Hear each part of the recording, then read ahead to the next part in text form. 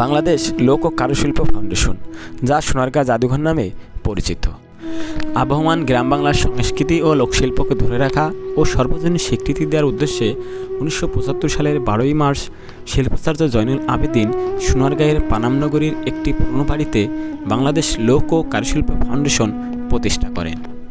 পানামনগরীর কাঠুরবাড়ি ভবন ও ইশাখার তোরণ, এই দুই স্থাপনাকে একত্রে নিয়ে প্রায় 16 হেক্টর জায়গা জুড়ে লোক ও কারুশিল্প ফাউন্ডেশন বিস্তৃত। এই ফাউন্ডেশনে আছে গোপীনাথ শাহ সর্দার বাড়ি, জয়নুল আবেদিনের ঐতিহাসিক সমগ্রাম ভাস্কর্য, বঙ্গবন্ধুর ঐতিহাসিক ভাষণের অবাক্ষ ভাস্কর্য, জয়নুল আবেদিনের ভাস্কর্য, জয়নুল আবেদিন স্মৃতি জাদুঘর, সেমিনার রুম, কারুশিল্প গ্রাম এবং সবুজে মোড়া সুবিশাল উদ্যান। এটি বাংলাদেশের নারায়ণগঞ্জ জেলার একটি ঐতিহাসিক, প্রশাসনিক, বাণিজ্যিক ও সামুদ্রিক কেন্দ্র সোনারগাঁয়ে অবস্থিত।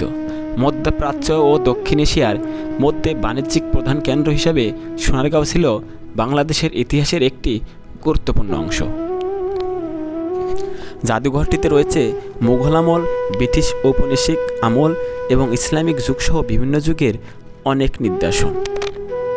বাংলাদেশ লোক ও কারুশিল্প ফাউন্ডেশনে প্রবেশের সময়সূচি: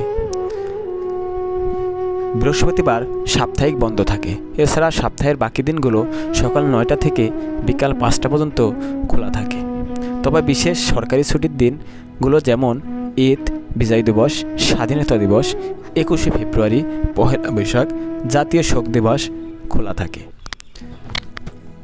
জাদুঘরে প্রবেশ ফি জনপ্রতি 50 টাকা, বিদেশি পর্যটকদের জন্য 100 টাকা এবং ছাত্রছাত্রীর জন্য 30 টাকা।